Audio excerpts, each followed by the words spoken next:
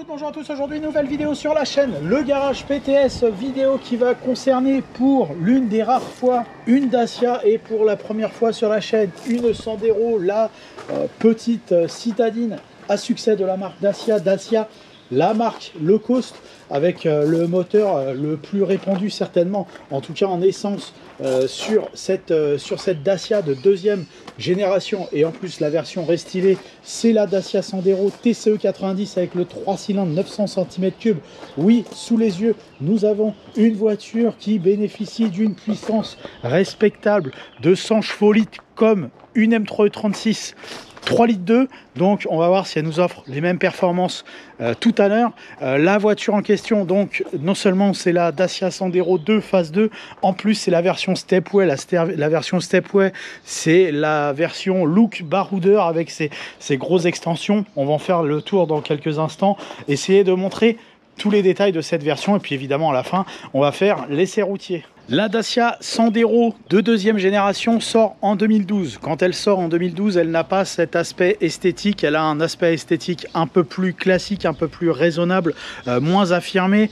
Cette version de deuxième génération qui sort en 2016 reprend les codes stylistiques du Dacia Duster, autre produit à succès de la marque roumaine. Renault, puisque Renault est propriétaire de Dacia, a décidé d'implanter la marque Dacia au milieu des années 2000, en 2005, en proposant sur le marché une voiture low cost, chose qui ne se faisait pas particulièrement à l'époque, hormis la concurrence de quelques marques coréennes et asiatiques pour la plupart, Lada, qui aujourd'hui a totalement disparu de chez nous, et quelques marques parfois tchèques ou autres qui ont réussi à percer quelques temps sur notre marché. Renault étant propriétaire de Dacia, et Dacia vendant essentiellement des voitures dans les pays de l'Est et essentiellement des R12 rebadgés, donc d'un autre temps à ce moment-là, arrive en France avec la Logan berline classique tricorps. Pourquoi tricorps? Puisque dans les marchés des pays de l'Est, les versions tricorps ont la cote, puisque ça donne une image un peu plus statutaire à la voiture et ça permet d'emmener beaucoup de bagages. En tout cas, dans l'esprit des gens, ça permet d'emmener beaucoup de bagages et 4 personnes dans un format relativement compact et économique. Donc Renault lance Dacia avec la Logan première du nom.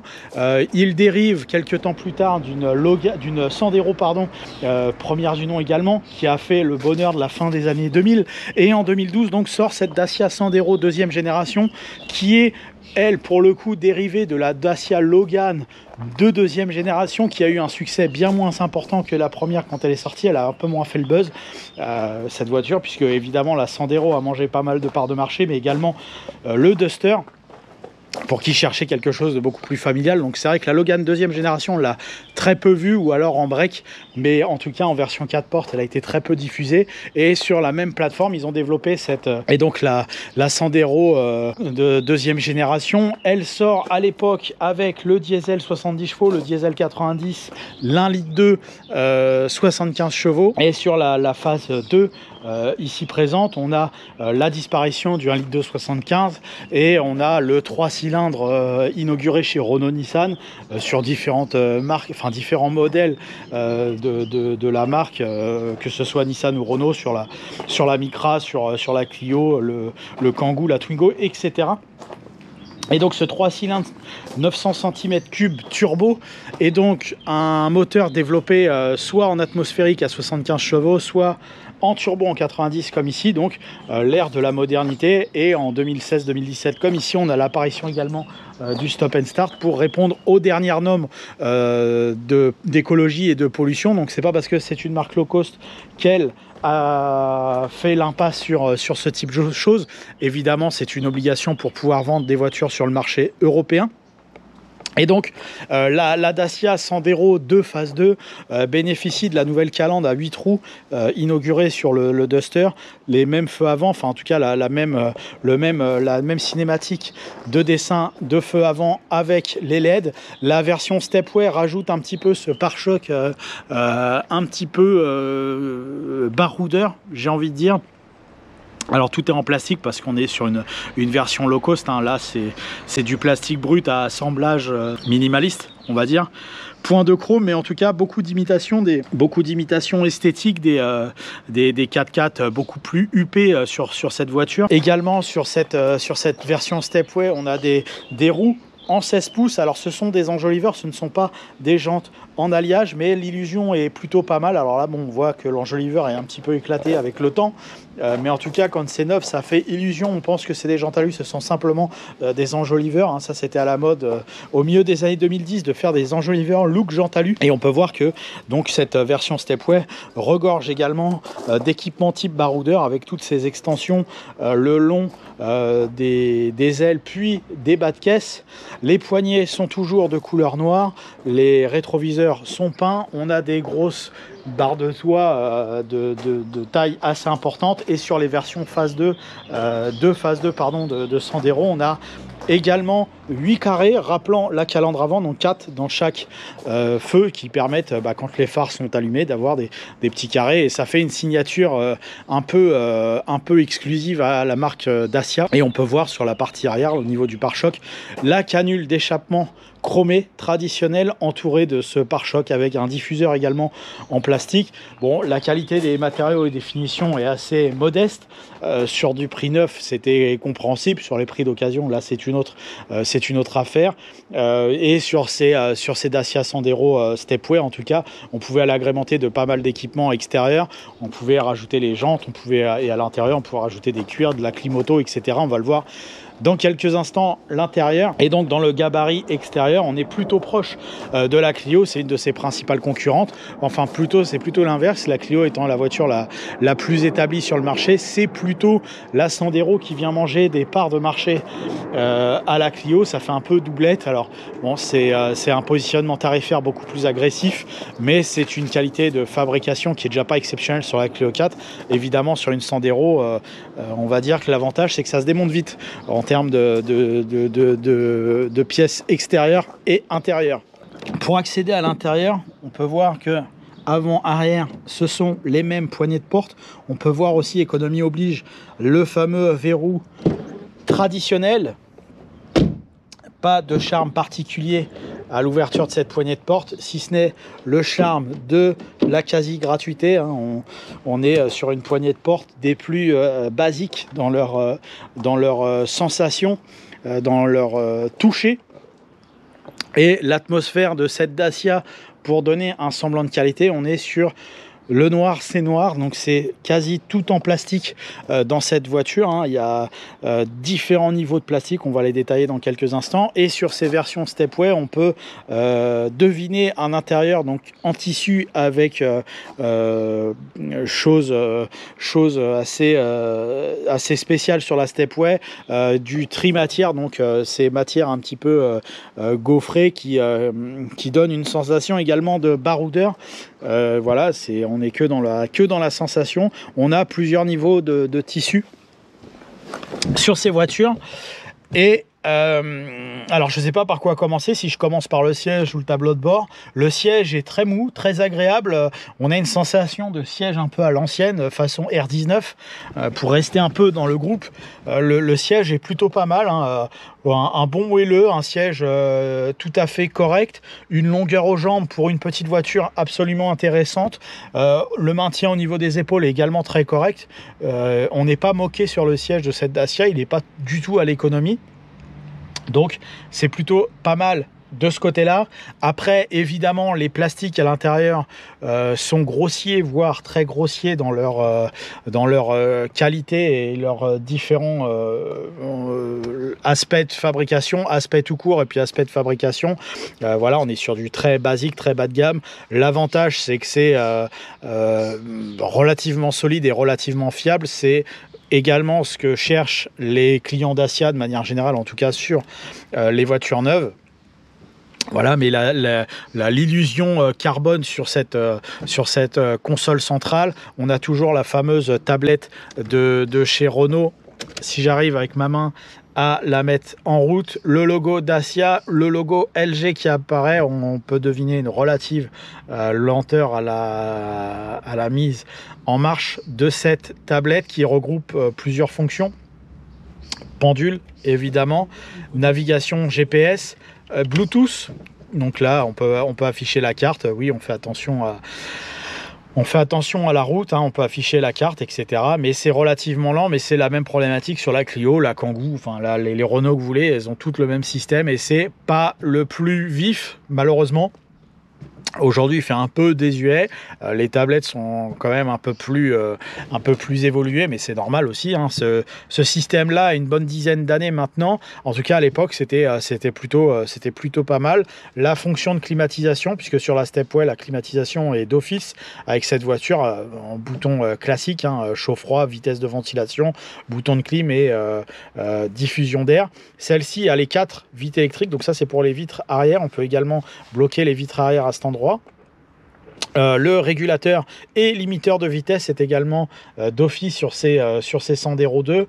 Le volant a un aspect look cuir. Bon, c'est pas du haut cuir. D'ailleurs, je sais même pas si c'est du cuir, mais en tout cas, il y a cette sensation avec la couture ici. On a le bouton des régulations de vitesse qui sont également là. La fonction éco est présente pour couper un peu du peu de puissance disponible sur ce moteur de cette voiture. La désactivation des radars, le bouton des rétroviseurs qui sont électriques, bouton repris à la Clio 2. Et le compteur également est d'inspiration, je dirais, Renault. Il est également relativement économique dans son dessin. On a simplement à gauche le contour avec le potentiel voyant moteur qui pourrait s'allumer. Le compteur de vitesse gradué à 210 km/h. Et au bout, on devine un ordinateur de bord. L'ordinateur de bord nous donne une consommation moyenne de 6,5 litres au 100 et c'est compter cette consommation avec ce moteur là, grosso modo c'est ce que cette voiture consomme sur cette motorisation. C'est une motorisation qui est plutôt économique en samplon de carburant évidemment. Ici on va retrouver un levier de vitesse à 5 rapports, pommeau de Kangoo et Clio 3 avec le fameux cuir qui est déchiré. Classique, la fonction start-stop, hein, également une obligation des normes européennes. Pas de frein à main électrique sur ces voitures, évidemment. Donc on va dire l'essentiel est présent sur cette citadine, donc c'est plutôt pas mal. Le siège est plutôt correct. La place disponible pour le genou est évidemment importante, que ce soit à gauche ou à droite, donc le confort sera tout à fait honorable pour une citadine, hein, aucun problème de ce côté là. La rétrovision est également très importante, hein, les deux rétroviseurs, que ce soit le conducteur ou le passager, sont très gros, donc ça c'est également un bon point. Et l'ensemble de la visibilité n'a rien à envier à la Clio, au contraire c'est peut-être même un petit peu mieux de ce côté là. La Clio 4 avec son dessin un peu particulier a une moins bonne visibilité que cette voiture, donc finalement il n'y a pas grand chose à reprocher dans l'habitacle de cette voiture, si ce n'est vraiment une finition vraiment modeste. Même à ce prix-là, c'est vraiment modeste.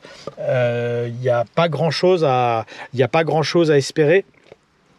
Maintenant, ça a l'avantage, ces voitures qui ont plus de 10 ans, en tout cas en moyenne, ont l'avantage malgré tout de proposer une fiabilité quand même assez intéressante. Et là, la voiture qu'on a sous les yeux, qui a 7-8 ans, 130 000 km. Bon, les plastiques sont pas déchirés, sont pas cassés. Donc on va dire que c'est l'essentiel pour la plupart des clients de ce type de véhicule. Mais c'est vrai qu'on apprécie toujours quand la qualité des matériaux est un peu supérieure. Donc on a le droit d'être exigeant malgré tout, malgré le prix serré. Donc la voiture nous offre beaucoup de qualité à l'avant, un confort somme toute tout à fait remarquable. À l'arrière, on va voir si c'est la même chose. Dans un premier temps, on ouvre la vitre arrière pour voir jusqu'à où. Hop, cette vitre arrière descend à 90%, donc ça nous dégage une bonne sensation d'air certainement à l'arrière de cette voiture.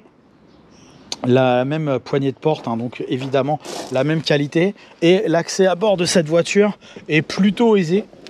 on est plutôt facilement installé à l'arrière de cette Dacia. Il y a quelque chose qui n'est pas très agréable dans cette voiture, c'est à ce niveau-là. Le dossier est assez... alors je crois que j'avais fait la même remarque sur le Duster, puisque là que je m'assois à l'intérieur, j'ai la même remarque. Ici, c'est assez bombé, c'est pas très agréable, et là, je le sens quand je touche. Le siège ressort un petit peu, donc le lombaire est assez mis à rude épreuve. On est mieux à l'avant qu'à l'arrière dans cette Dacia sans aucun problème. On a la même quantité de plastique dans cette voiture et l'espace à bord est valable pour 4 personnes malgré que ce soit 5 personnes. Si on voyage à 5, on sera à l'étroit. Par contre, on a une bonne hauteur sous plafond. Donc, tel un appartement parisien, on a un peu plus de sensation de mètres carrés qu'en vrai. Et toute la partie haute, on peut remarquer également que la partie haute de la voiture est de couleur claire, contrairement à la partie basse. La clarté impose et propose une meilleure sensation également d'espace à bord. C'est comme dans un appartement, c'est la même chose. On peut voir l'économie qui est faite sur les Dacia. La tôle est apparente sur les parties arrière des portes. Voilà, donc c'est plutôt correct. Malgré tout, le siège arrière est assez inconfortable à mon goût. 2 aumônières au niveau des dossiers des sièges à l'avant.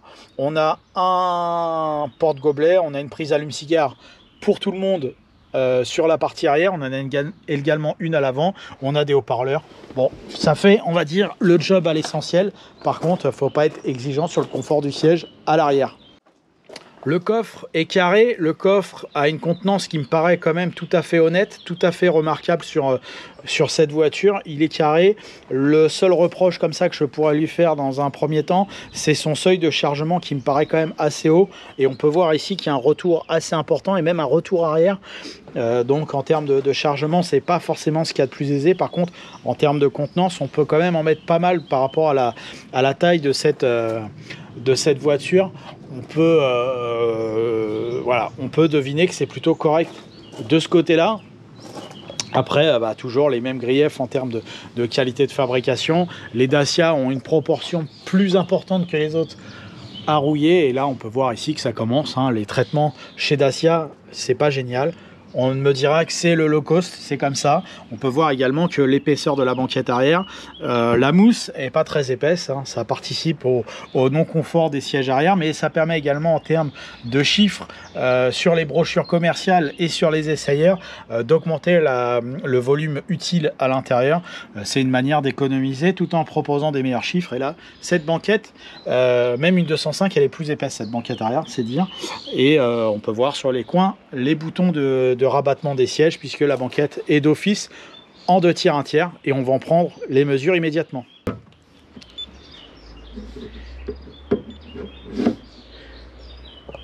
Donc au plus petit comme d'habitude pour essayer de 60 tout pile au plus petit. J'ai pas été dans le retour, il y a une sorte de retour arrière, je l'ai pas pris. Donc en longueur de coffre, on a 60 cm. En largeur de coffre, on a 88. On a 50 cm. On n'a pas 82. J'ai fait une mauvaise manip. Donc on a à peu près 50. Et en largeur au coude, nous disposons de 131 cm. Vous retrouvez le chiffre comparatif avec la Clio 4. Dernier point avant de partir sur la route de cette Dacia. Oh, le luxe. Oh, le V1. Ça, c'est le V1 de luxe. Donc, avant de partir sur la route et profiter des performances exceptionnelles de ce 3 cylindres à 100 chevaux-litres, il n'y a pas grand chose à dire. C'est un 3 cylindres turbo essence. On a un avis fiabilité déjà sur cette voiture sur la Clio 4. Globalement, c'est fiable. Attention à la pompe à eau, elle est assez fragile.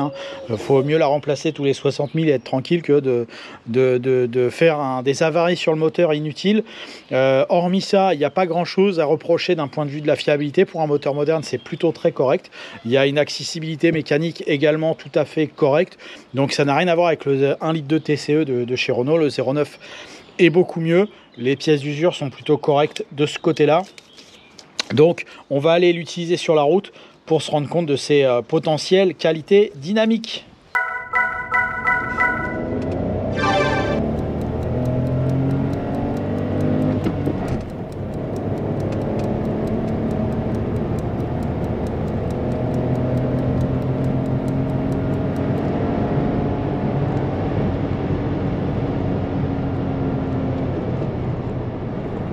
Voici donc au volant de la Dacia Sandero TCE 90 Stepway 2017.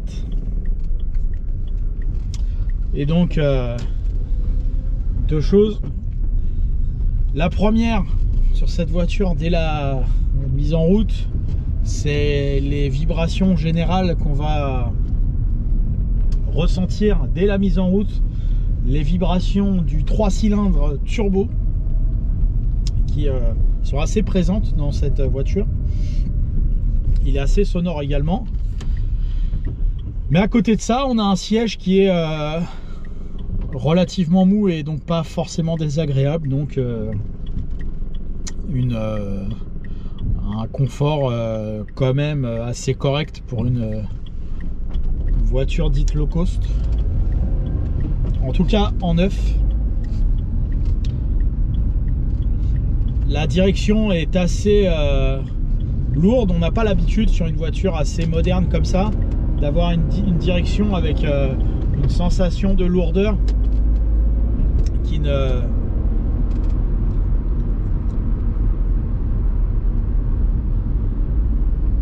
n'existe pas d'habitude.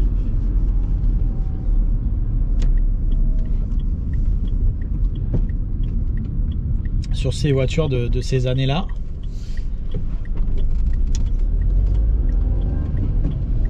Après, ça me déplaît pas.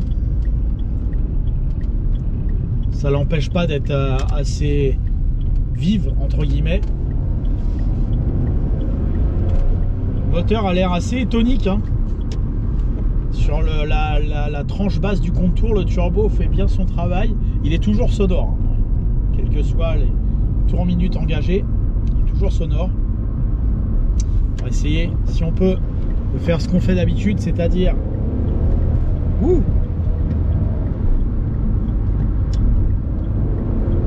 n'a pas pu faire comme d'habitude, mais on voit quand même que il y a un peu d'entrain.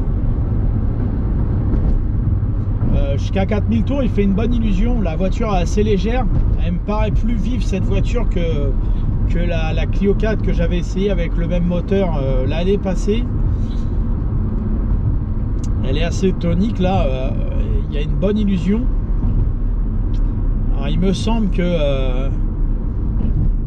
c'est pas il me semble, c'est que sur les Sandero à partir de 2015-2016, vous aviez la fonction dite overboost qui t'augmentait la puissance de 5 chevaux supplémentaires quand on écrasait l'accélérateur. Alors je sais pas si c'est ça qui fait la petite illusion supplémentaire, mais on sent que la voiture n'est pas particulièrement c'est assez étonnant pour le si peu de puissance quand on la compare avec d'autres voitures. C'est rare qu'il y ait un moteur de 3 cylindres faible cylindrée me paraît aussi tonique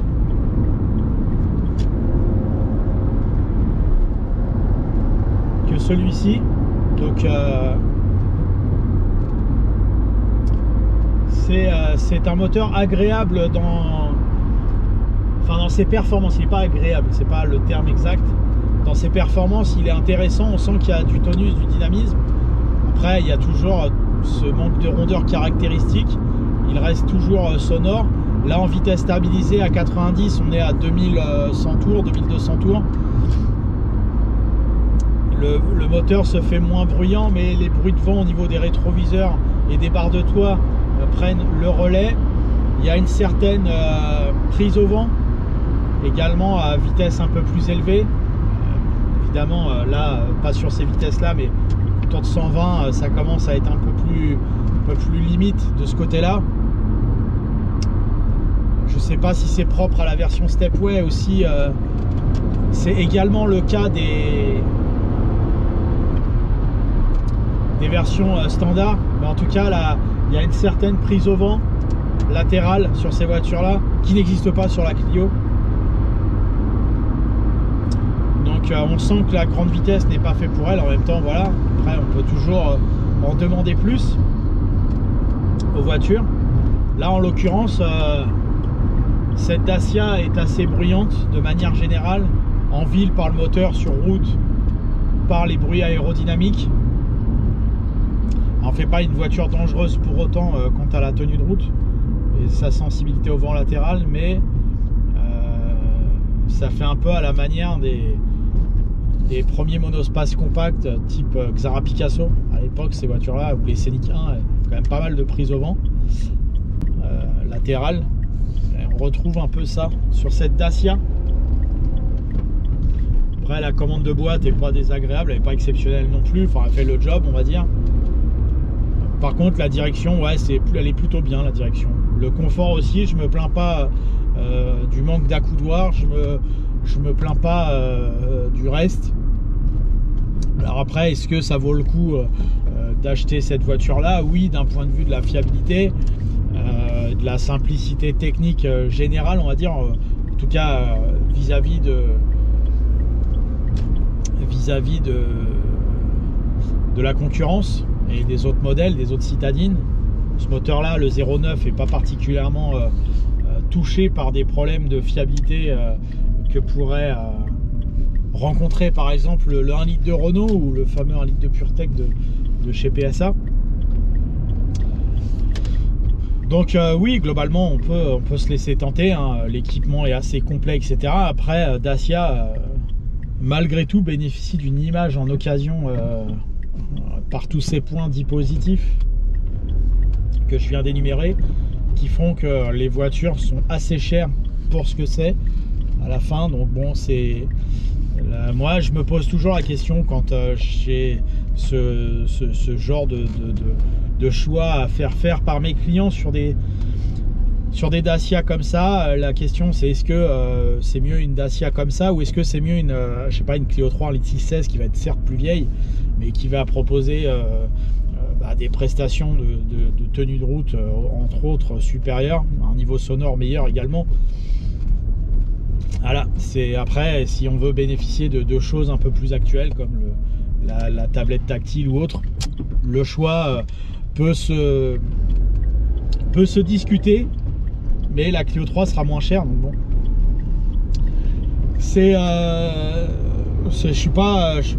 je trouve que c'est absolument pas une mauvaise voiture, mais en occasion, autant en neuf c'était pas cher pour ce que c'était à l'époque, autant aujourd'hui en occasion c'est un peu cher, ça décote très peu, il y a trop une forte image, voilà. Donc après c'est si c'était pour moi, je sais pas si je me laisserais tenter, et peut-être que effectivement je partirais peut-être plutôt sur une Clio 3 qui aura au moins autant de fiabilité que cette voiture, en ayant des qualités un petit peu supérieures sur différents points. Allez sauver celle-ci par le tonus de son moteur. Voilà, merci à vous d'avoir suivi ce nouvel essai sur la chaîne Le Garage PTS. Merci encore pour votre fidélité. N'hésitez pas à vous abonner, à aimer, à commenter Le Garage PTS sur Facebook, YouTube, Instagram. Merci à vous, à bientôt.